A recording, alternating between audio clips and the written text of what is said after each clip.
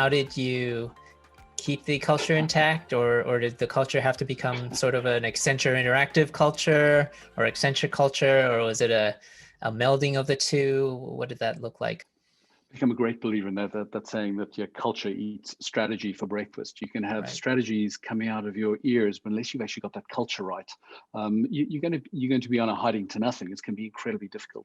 To your point about the Fjord culture versus interactive culture, I think they were very, very, very aligned at that time, which allowed us to integrate into the Accenture Interactive world so well, and for so long, and it continues to be really, really good.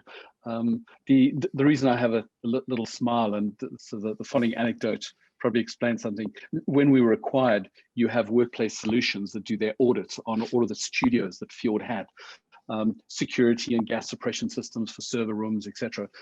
They'd come in, they'd done an audit on our New York studio, which had probably 25 employees, maybe 30 employees.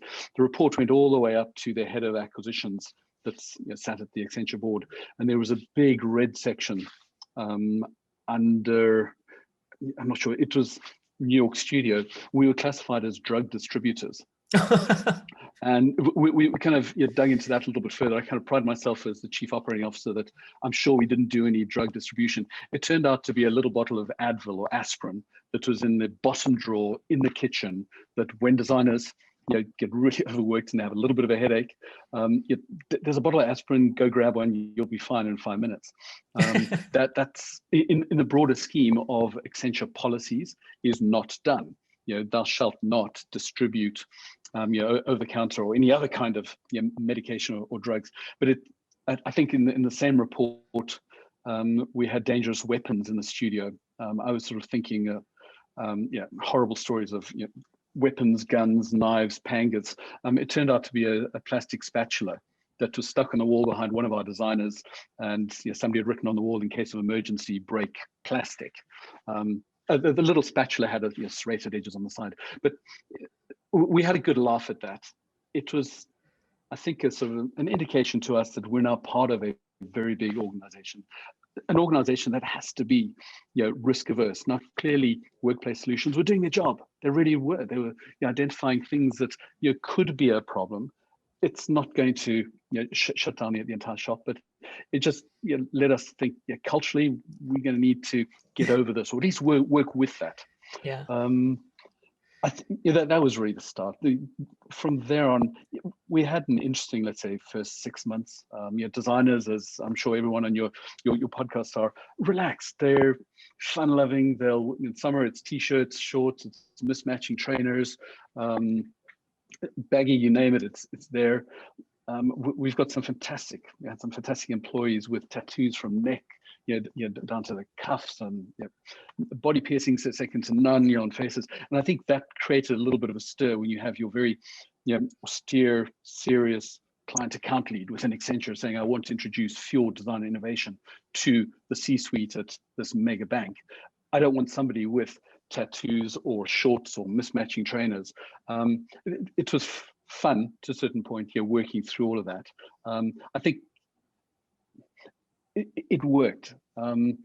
12 months into that, it was very much the same client account lead saying, I want that person that had the really interesting body piercings or the tattoos up the neck, because it shows that Accenture is evolving. It's not just a technology and operations company. We are creative. We've got design. We've got innovation. We've got innovation hubs. We're a different species now. We're not just the suits and ties. I think that culture infused itself increasingly into the broader Accenture world. And I think that's almost the broad Accenture now. Yes, there'll always be some ties. There needs to be some degree of formality, but I think certainly at the sort of design, innovation, Accenture Interactive, experience offering, it's a lot more relaxed than, let's say, 10 years ago, and certainly than 20 years ago. Yeah, I do remember even at labs, even though we were always business casual, they did let us know that, hey, by the way, tomorrow some C-suite from some big company is going to be by, so make sure you look better, right? Just FYI, right? So Which is a it's polite way of saying put some shoes on. Yeah. right. So it's good. It's good to know, because actually that might have been turned into a difficult question that you might have wanted to avoid, right? The creative types can come in all shapes and colors, if you will, with piercings and Yeah. tattoos, and Accenture being a global upper echelon consulting company could, yeah, that could have been a very difficult situation or difficult conversation. And I think you're exactly right. And yeah, I keep coming back to, and yeah, I used that word a little earlier, of protection. Interactive, Beju, his team were superb in remaining true to the word. And what I mean by that is, prior to the acquisitions, there was an open conversation of what is really critical to Fjord in order to retain its success for the acquisition and integration to be successful.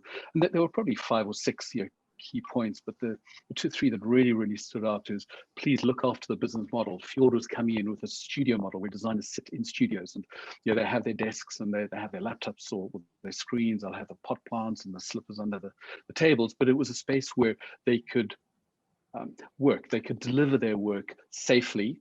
They could go into project rooms. They could throw Sharpies and hurl Post-its at each other. But what comes out of those project rooms is world-class stuff. Mm-hmm. Fjord wasn't an environment which was fly out on a Sunday night or a Monday morning and fly Right. back on a Friday. That would have broken the culture. So just please don't mess with the studio model. Interesting enough, don't mess with the name. Now that was always going to be quite a sticky one, because typically, big companies will acquire a smaller company, a technology, take the technology or take the IP, and the name goes. I think Interactive was true to the word, and that they allowed us to keep that, primarily because nobody's going to approach Accenture for creative services at that time.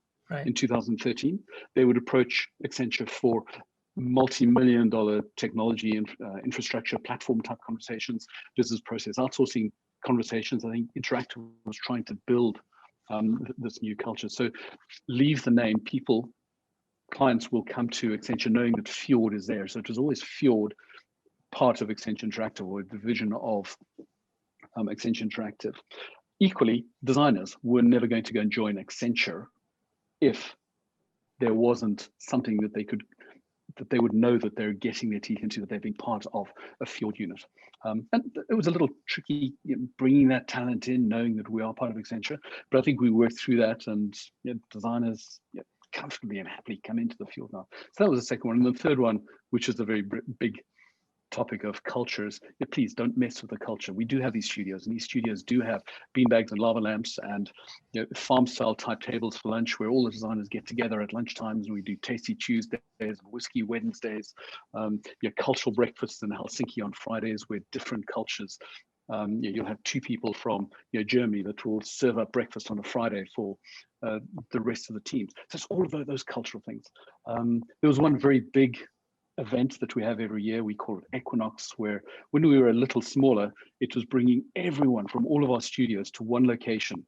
And for 2.5 days, it sounds like a little bit of a party. In fact, there was some good socializing, but it was very much an opportunity for all of the designers to get together and have breakout sessions for all of the visual designers, the interaction designers, the business designers, operations people, IT people, HR people, sharing strategy, discussing collaboratively discussing what direction Fjord was going to be going into.